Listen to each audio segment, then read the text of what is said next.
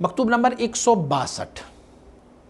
یہ مکتوب شریف حضرت خواجہ محمد صدیق بدخشی صاحب کی طرف صادر کیا گیا ہے، اس بارے میں کہ رمضان المبارک کا مبارک مہینہ کیا فضیلت رکھتا ہے، اور اس مناسبت کے بارے میں کہ رمضان المبارک کی مناسبت قرآن عظیم الشان کے ساتھ ہے، کیونکہ یہ مہینہ جو ہے یہ سببی نزول قرآن ہے۔ اللہ کریم نے فرمایا شہر رمضان الذی انزل فیہ القرآن، تو رمضان کی فضیلت اس سے اور کیا ہو سکتی ہے کہ اللہ کریم نے اپنی کلام مجید کو اس مہینے میں نازل فرمایا۔ اس بحث میں نہیں جاتا کہ کہاں سے کہاں نازل کیا گیا، انا انزلناہ فی لیلۃ القدر بھی آیا ہوا ہے، شہر رمضان الذی انزل فیہ القرآن بھی آیا ہے، اور اس بارے میں یہ مکتوب شریف ہے کہ کھجور سے جب ہم افطار کرتے ہیں، یہ افطار کی فضیلت جو کھجور سے کرائی گئی ہے کہ یہ مستحب فعل ہے کہ کھجور سے افطار کرائی جائے، تو اس افطار کی کھجور کے ساتھ کیا مناسبت ہے، مجدد رحمۃ اللہ تعالی اسی مکتوب شریف میں اسے ڈیفینیٹ کرتے ہیں۔ آپ فرماتے ہیں دیکھو اللہ رب العزت کا ایک اسم ہے جس کو کہتے ہیں کلام، اور یہ کلام جو ہے نا یہ اللہ رب العزت کا جو اسماء و صفات جو ذاتی اسماء ہے اس میں سے اللہ رب العزت کی ایک صفات، اللہ رب العزت کے اسماء ذاتیہ میں سے کلام یعنی التکلم یا کلام، یہ اللہ رب العزت کا ذاتی۔ اچھا ہم پہلے کہہ چکے ہیں کہ شیونات اور اعتبارات جو ہے یہ مرتبہ ذات میں سے ہے، مرتبہ ذات میں سے ایک یہ مرتبہ ہے۔ تو آپ دیکھیں گے کہ چونکہ شان کلام جو ہے یہ شیونات ذاتیہ میں سے ہیں، اور یہ جامع جمیع کمالات ذاتی و شیوناتی و صفاتی ہے اللہ رب العزت کی۔ دیکھو اللہ رب العزت کی ذات کو غیر متکلم نہیں کہا جا سکتا۔ اللہ رب العزت کی صفات ذاتیہ میں سے ایک صفت جیسے حیات ہے، اب کوئی یہ نہیں کہہ سکتا کہ اللہ رب العزت جو ہے العیاذ باللہ وہ مرے گا، یہ کوئی نہیں کہہ سکتا۔ اللہ رب العزت کی صفات ذاتیہ میں سے سمیع ہے، بصیر ہے، علیم ہے، تو اس کی ضد پہ اللہ رب العزت موصوف نہیں ہو سکتا۔ تو ایسے ہی اللہ رب العزت کا یہ جو کلام ہے، صفت الکلام، یہ شان کلام، یہ شیونات ذاتیہ میں سے ہیں کہ جو جامع ہے جمیع کمالات ذاتی و شیوناتی کے لیے، اور ماہ مبارک جو رمضان المبارک کا ہے یہ بھی جامع جمیع خیرات و برکات ہے۔ دیکھو ایک کلام جو ہے یہ بھی جامع کمالاتی ذاتی و شیوناتی ہے، ٹھیک ہے، اور رمضان شریف کا مہینہ جو ہے یہ بھی جامع جمیع خیرات و برکات ہے۔ حضور نبی اکرم صلی اللہ علیہ وسلم کا ارشاد گرامی ہے جس نے اس مہینے کو جمعیت کے ساتھ گزارا پورا سال ان کا جمعیت کے ساتھ گزرے گا، اور جس نے اس کو غیر جمعیت سے گزارا تو پورا کے پورا سال گا، یعنی جمیع جتنی بھی خیرات پوری سال میں تقسیم ہوتے ہیں وہ اس مہینے کی وجہ سے تقسیم ہو جاتے ہیں۔ اور ایسے ہی اللہ رب العزت کے جو کلام ہے نا وہ بھی جامع ہے جمیع ذاتی اور شیوناتی صفات کے لیے جامع ہے۔ ہر خیر و برکت جو ہے اور جو اللہ رب العزت کی ذات سے ہو وہ نتیجہ شیونات الہی ہے۔ دیکھیں اللہ رب العزت کا ایک مرتبہ ہے شیونات کا مرتبہ،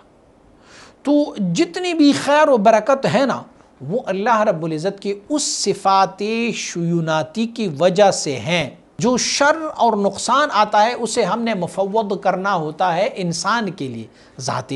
محدثہ یعنی نیا پیدا جسم کو، اس کی طرف ہم راجع کرتے جائیں گے۔ ہر خیر و برکت جو ہے وہ اللہ رب العزت کی طرف سے ہے، اور شر اور نقص کا جو مرکز ہے، منبع ہے، وہ یہ حادث انسان ہے جسے پیدا کیا گیا۔ ما اصابک من حسنۃ فمن اللہ وما اصابک من سیئۃ فمن نفسک، نس سے قاطع ہے، جو تجھے نیکیاں پہنچ جاتی ہے تو وہ اللہ رب العزت کی طرف سے ہے، اور جو تجھے برائیاں پہنچ رہی ہے، غلطیاں پہنچ رہی ہے، تو یہ آپ لوگوں کے اپنی نفس کی طرف سے ہے۔ اس جمیع خیرات و برکات جو اس مہینہ مبارک جو رمضان شریف کے مبارک مہینے میں ہے وہ نتیجہ ہے ان کمالات ذاتیہ کا جس کی جامع شان کلام ہے۔ اللہ رب العزت نے قرآن عظیم الشان کو کلام ذاتی ہے، قرآن عظیم الشان اللہ رب العزت کی۔ اس سے قطع نظر اس بحث میں ہم نہیں پڑھتے کہ قرآن عظیم الشان جو ہے ان کی ورق ان کی لکھائی، ان کی سیاہی اور ان کا یہ جو موجودہ شکل ہے یہ حادث ہے یا غیر حادث ہے، نہیں، ہم مفہوم جس کلام کا ہم لے رہے ہیں میں اس کی بات کر رہا ہوں، وہ تو ذاتی کلام ہے، وہ ابدی ہے، ازلی ہے۔ بس میں نے کہا تھا نا کہ جو کلام ہے، جو صفت کلام ہے، وہ تمام شؤونات ذاتیہ کی ایک مرکز ہے، ایک منبع ہے۔ تو قرآن عظیم الشان بذات خود کلام الہی ہے، تو اس سے معلوم ہوا کہ پھر یہ ساری خیرات و برکات جو نازل ہو رہی ہے اسی کلام کی وجہ سے ہی نازل ہو رہی ہے۔ بس اس مہینے کو قرآن عظیم الشان کے ساتھ بہت زبردست قسم کی مناسبت ہے، کیونکہ قرآن جو ہے وہ جامع جمیع کمالات ہے، اور یہ مہینہ جو ہے یہ جامع جمیع خیرات ہے کہ جس کی نتائج و ثمرات اس کمالات سے حاصل کی گئی ہیں، کلام سے اس کی برکات کو اس مہینے میں حاصل کیا۔ ہم اور آپ ربیع الاول شریف میں خوشیاں منا رہے ہیں نا،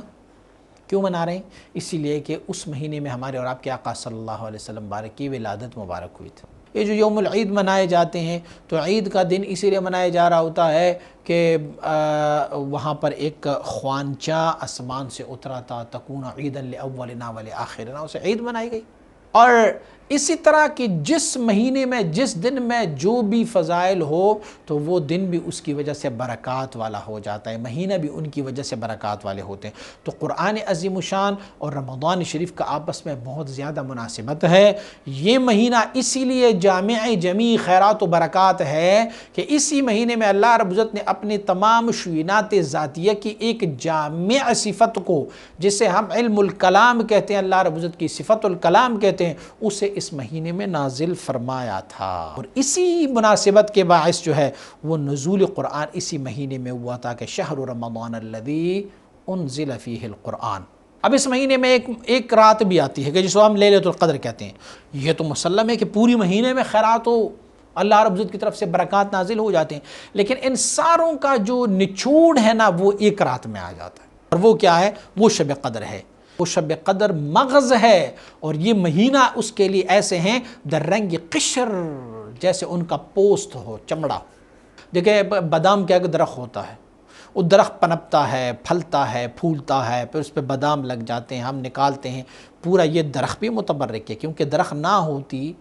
تو پھر کیا ہوتا، یہ ہمیں کیا بادام مل جاتے ہیں؟ تو یہ بھی متبرک ہے، پھر ان کی شاخیں بھی متبرک ہے، پھر وہ جو پورا بادام ہم اس پوست کے ساتھ جب نکالتے ہیں تو چھلکی سمیت جب نکالتے ہیں تو جب ہم اسے توڑتے ہیں تو اس کے سنٹر میں سے ہمیں مغز نکل آتا ہے۔ رمضان شریف جمیع خیرات و برکات کا مہینہ ہے، لیکن لیلۃ القدر کی مثال اس طرح ہے جیسے اس کے اندر ان کا مغز ہوتا ہے، یعنی سنٹر وہی ہے۔ بس جس بندے میں